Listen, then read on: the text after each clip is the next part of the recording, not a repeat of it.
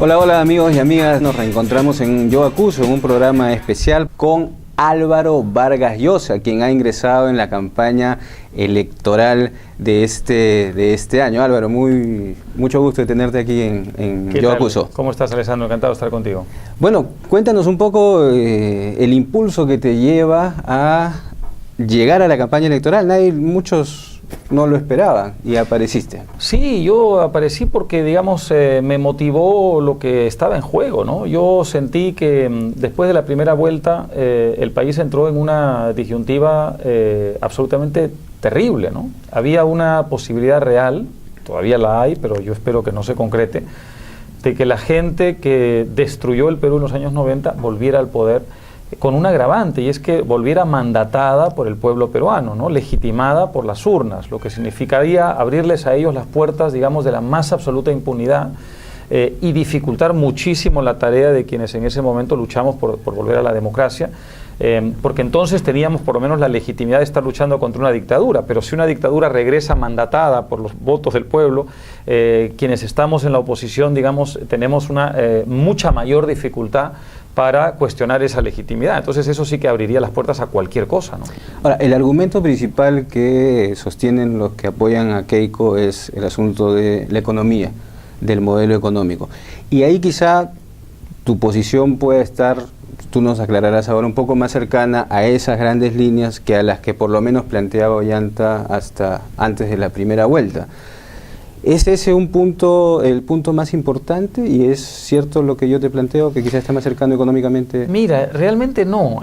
Si tú analizas los años 90, es verdad que hubo 2 o 3 cosas que había que hacer y que yo creo que habría hecho casi cualquiera que hubiera llegado al poder en ese momento. Parar la inflación. Había que parar la inflación. La hiperinflación es una bomba atómica cotidiana sobre la economía de la gente y sobre todo la gente más pobre. Los ricos siempre tienen manera de defenderse de la inflación. Entonces había que pararla, ¿no es cierto? Y evidentemente había también que enderezar una economía que Alan García nos había dejado en un estado, digamos, cataléptico, ¿no? Pero vamos a ver, al final el fujimorismo, ¿qué cosa nos legó? Nos legó una década de crecimiento muy bajo. Los primeros 2 o 3 años hay un cierto crecimiento, la segunda mitad de la década el crecimiento es nulo y el promedio de la década es 3 veces menos que la década democrática. De modo que es un mito absoluto que hubo una década de prosperidad económica. No solamente eso, las cifras de pobreza crecieron en esa década, la situación del empleo ya sabemos cuál fue, es decir, justamente todavía una década después hay muchísimos reclamos, porque la gente que sale de los puestos que ocupaba no es reenganchada por el mercado, digamos, en la empresa privada, que se supone que es la idea básica de una reforma de transferencia de responsabilidades del Estado. La informalidad en muchos casos. Claro, así es. Entonces, esa década, digamos, tiene muchos mitos. Ahora, mi posición es que nosotros tenemos que hacer 2 o 3 cosas. Una reforma del Estado muy importante. Hoy día tenemos un Estado que es absolutamente ineficiente, corrupto. La mejor demostración de lo que es el Estado peruano es lo que pasa en Pisco. Varios años después del terremoto todavía no ha sido reconstruido Pisco. Y yo creo que la reforma del Estado no la van a hacer quienes pertenecieron a esa mafia, porque si algo hizo esa mafia es apoderarse del Estado, convertirlo en un Estado aún más corrupto, mucho más corrupto de lo que era, y además usarlo en beneficio propio. En segundo lugar, creo que hay que hacer algo importante con este modelo, que es ampliarlo para que mucha gente que se siente excluida pueda hacer lo suyo. Si tú tienes a la tercera parte, quizá un poco más del país, sintiendo que este modelo es ancho y ajeno, para usar la frase de Ciro Alegría, que no le pertenece, tú no solamente estás cometiendo una tremenda injusticia, además estás incubando una especie de zozobra perpetua. Si tú haces una reforma del Estado, no hay ninguna razón por la cual eso no pueda ser, digamos, beneficioso para el país. Tú tienes hoy día un presupuesto nacional de 30 y pico mil millones de dólares, sí. Es una Bolivia y media, es decir, es un presupuesto enorme. Y no solamente el actual gobierno no es capaz de gastar eso eficientemente, sino que además necesita más dinero y por eso tenemos déficit fiscal.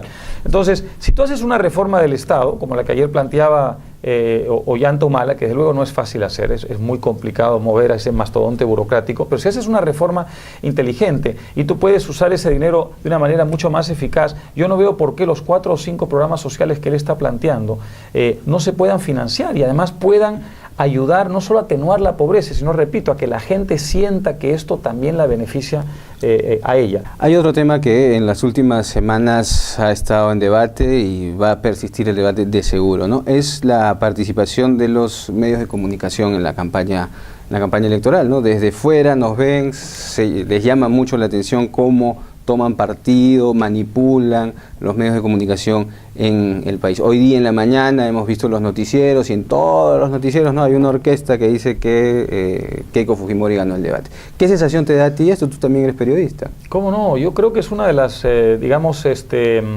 zonas más tenebrosas, más oscuras de este proceso electoral, los medios de comunicación. Yo recuerdo muy bien el año 2000, los que estábamos peleando en las calles por la democracia, que sentíamos, que los medios de comunicación habían tocado fondo desde el punto de vista moral, ¿no? Ético. El periodismo peruano, con excepciones notables que todos recordamos muy bien, probablemente nunca fue más vil, más corrompido, más canallesco. Y yo pensé, y muchos entonces pensamos, que nunca más en la historia del Perú podría producirse algo semejante. Y sin embargo yo creo Pero que los reflejos del fujimoricismo en toda la década quedaron, ¿no? Claro, en medios de este fue el gran problema, ¿no? desfujimorizar el país, ¿no? Nosotros permitimos que se reciclaran todos los personajes que habían ocupado puestos importantes, muchos de ellos visibles, algunos detrás de cámaras.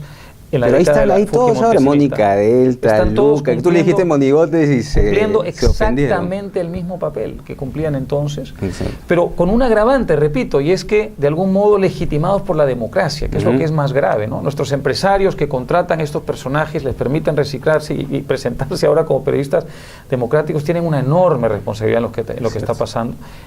Lo que está haciendo el Grupo El Comercio, el Grupo Epensa, Canal 2, quizás son los tres casos más notorios. Es apuñalar a la democracia por la espalda, a mi modo de ver. Retornamos para seguir conversando con Álvaro Vargas Llosa acerca de Ollanta y de Keiko Fujimori.